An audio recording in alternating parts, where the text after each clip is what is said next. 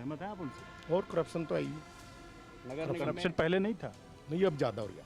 आप जिस पार्टी पे हो उस पे आपको पता है ना क्या आरोप लगते हैं? क्या क्या आरोप है बताओ? आप बताइए, बोलो तो बोलो। पूरी दुनिया खबरें हैं क्या क्या करप्शन है? बड़े बड़े नेताओं पे आरोप लगते कौन हैं। से आरोप लग रहे? जो जेबीटी टीचर की बात करते होंगे, मैं तो सारे नौकरी लग रहे करण। और ये तो कांग्रेस और बीजेपी ने वो फंसाया मिल गया हमारा नेता, उन्हें ठेका कांग्रेस ने फंसाया था, बीजेपी ने अंदर रहा। नरेंद्र मोदी ने हर बार हर रैली में कहा, प्रधानमंत्री ने, कि भ्रष्टाचार, परिवारवाद और तुष्टीकरण, इसी पर हमारा प्रहार है। ये तीनों वादे इनके जुट्ठे हैं। भ्रष्टाचार भी एक पूरा सीमा पे चढ़ा हुआ आजकल, और मोदी ने कुछ नहीं, कोई काम नहीं करे, युवा बेरोजगार हो रहे बहुत ज़्यादा। और ठीक है, तो चलिए देखिए, ये सारी बातें यहाँ पर हो गई। आपने सुना, कोई कह रहा है लोकल मुद्दा होगा किसानों का, कोई कह रहा है भ्रष्टाचार का मुद्दा होगा, प्रधानमंत्री नरेंद्र मोदी ने जो वादे किए उसके अनुसार नौकरियां नहीं मिली। आपका क्या कहना है? क्या हरियाणा में वाकई में नौकरियों का एक बड़ा मुद्दा है जिसको लेकर बीजेपी के सामने एक दुविधा है?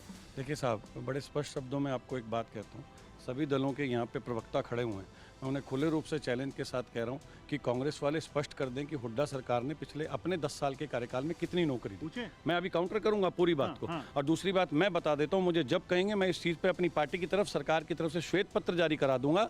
1,20,000 से ज़्यादा सरकारी नौकरियाँ पिछले 10 साल के शासनकाल में मनोहर सरकार ने दी है। और अगर इस बात को काउंटर कर सकते हो, मैं श्वेत पत्र के साथ, आरटीआई के साथ इस जवाब को ला करके दे सकता हूं। ये कांग्रेस के मित्र या बाकी दलों के मित्र स्पष्ट करें कि जब इनकी सरकारें थी तो इन्होंने 10 साल में कितनी नौकरी देने का काम किया। चलिए पूछ लेते हैं। देखिए जी, इनसे ये पूछो नौकरियों का हाँ जी, हाँ जी, वो जो पूछो। हाँ जी, अग्निवीर में हमारे हरियाणा से हर साल 5,500 बच्चे लगते थे, अब 910 जाते हैं, और 910 में से सिर्फ 200 पक्के होते हैं, बाकी सारे 4 साल में रिटायर होते हैं। वो तो 73 साल के होके ये कहते हैं मैं राहुल गांधी ने कहा अग्निवीर को खत्म कर दूंगा। खत्म करेंगे, बिल्कुल करेंगे, खत्म कर देंगे अग्निवीर। सर खत्म तो ये 370 को भी कर देंगे खत्म। 370 खत्म करेंगे। नहीं, इनसे ये पूछो कि अग्निवीर से कितने युवा जा रहे हैं। आज इन्होंने हमारा हरियाणा प्रदेश सेना में इतने जवान देता था, आज इन्होंने सारे युवाओं के रोजगार को।